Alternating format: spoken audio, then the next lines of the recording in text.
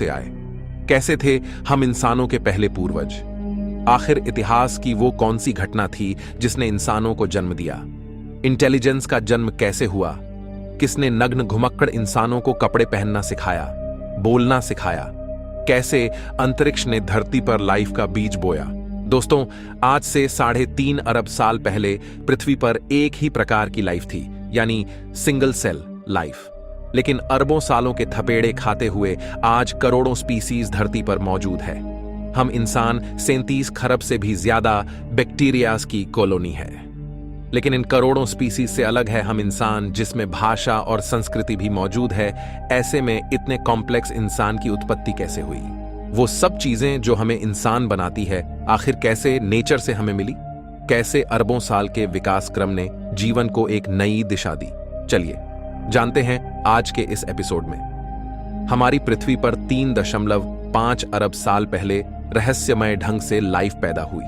उससे पहले पृथ्वी पर लाइफ का कोई नामो निशान नहीं था, यानी इसकी उत्पत्ति से लेकर 1 अरब साल तक पृथ्वी लाइफ से सूनी थी।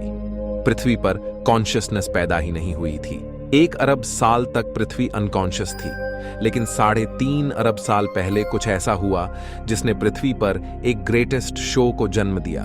उस शो का नाम है एवोल्यूशन। जब से लाइफ पैदा हुई तब से लेकर अब तक प्राकृतिक आपदाएं हमेशा से लाइफ की दुश्मन बनी रहीं, और यही कारण है कि 5 बार प्रलय ने लाइफ को खत्म करने की कोशिश की, लेकिन लाइफ हमेशा सरवाइव करती गई।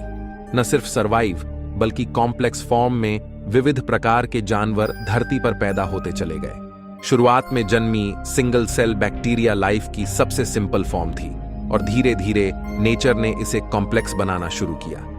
अरबों सालों में लाइफ समुद्र से भूमि पर और भूमि से आसमान में कदम रखने लगी। इन अरबों सालों में इंसान का कोई नामो निशान नहीं था। आज से 65 मिलियन साल पहले डायनासोर्स जैसी प्रजाति का भी अंत हो गया था। डायनासोर्स के युग का अंत होने के बाद अब धरती पर मैमल्स का राज होना बाकी था। मैमलियंस धरती पर मौजूद सभी स्तनधारियों और इंसानों के पूर्वज थे, जो साइज में चूहे के जितने छोटे थे। लेकिन नेचुरल सिलेक्शन और एवोल्यूशन के चलते मैमल्स की भी कई अलग अलग प्रजातियां पैदा होने लगी। डायनासोर के मरने के बाद अब धरती मैमल्स के लिए खुला मैदान थी। जो मेमल्स डायनासोर के डर से बिलों में छुप कर रहते थे, वे अब बेखौफ घूम सकते थे। अब वे दिन दहाड़े एक नए एनवायरनमेंट में रहने लगे।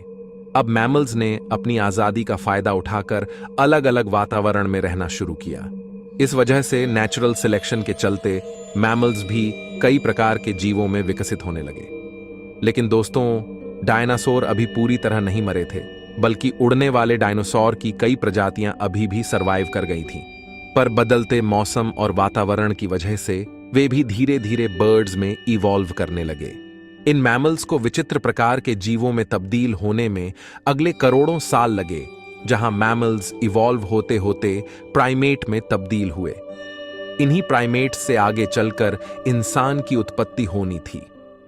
आमतौर पर हम प्राकृतिक घटनाओं से डरते हैं, लेकिन आज से 70 लाख साल पहले एक ऐसी प्राकृतिक घटना हुई जिसके लिए हम प्रकृति के शुक्रगुजार हैं, क्योंकि आइस एज की उस घटना ने इन प्राइमेट को मजबूर किया अपने पैरों पर खड़े होने के लिए। यह पहला कदम था इंसान की उत्पत्ति की ओर। इसी के साथ उस समय अफ्रीका में पैदा हुए ऊंचे ऊंचे पहाड़ों की वजह से अफ्रीका के उमस भरे जंगल धीरे धीरे सूखे और ठंडे पड़ने लगे। ऐसे में पेड़ों पर कूदने फांदने वाले प्राइमेट्स के लिए एक बड़ी परेशानी हो गई। अब बड़े पेड़ों की तादाद कम होने लगी और उनकी जगह घास ने ले ली। अब नेचर के इस खेल ने इन प्राइमेट को मजबूर किया कि वे 2 पैरों पर चले, ताकि वे दूर तक देख पाएं और खाने की तलाश कर